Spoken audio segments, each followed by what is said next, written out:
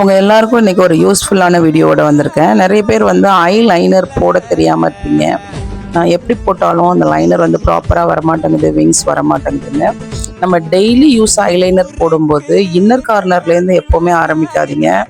மிடில்லேருந்து ஆரம்பித்து அவுட்டர் கார்னரில் கொண்டு போயிட்டு நீங்கள் முடிச்சிங்க அப்படின்னா ரொம்ப உங்களுக்கு வந்து லைனர் போட்டிருக்க மாதிரி ஒரு ஆர்டிஃபிஷியலாக தெரியாமல் உங்களோட கண் இமை வந்து ரொம்ப நீட்டாக அழகாக தெரியும். அதுக்கு நீங்கள் மிடில்லேருந்து ஸ்டார்ட் பண்ணணும்.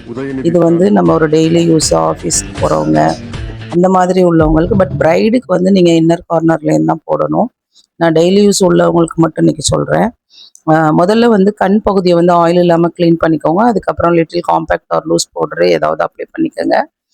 ஒரே தடவையில் பெரிய லைன் போடாதீங்க. சின்ன சின்ன ஸ்ட்ரோக்ஸாக வச்சு ஜாயின் பண்ணிங்கன்னா நீட்டாக வரும். கண் முடிகிற இடத்துலேருந்து ஐப்ரோ டைரெக்ஷனுக்கு ஸ்மாலாக ஒரு லைனை எக்ஸ்டெண்ட் பண்ணி பிறகு அதை வந்து இன்னர் கார்னரோட கனெக்ட் பண்ணினீங்கன்னா பியூட்டிஃபுல்லான விங்ஸ் வந்து ரெடி ஆயிரும்.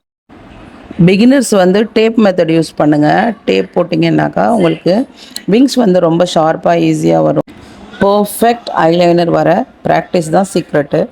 தினமும் ட்ரை பண்ணிங்கன்னா கை ஆட்டோமேட்டிக்காக உங்களுக்கு செட் ஆகிடும். ப்ராக்டிஸ் பண்ணால் நீங்களும் ப்ரோ தான்.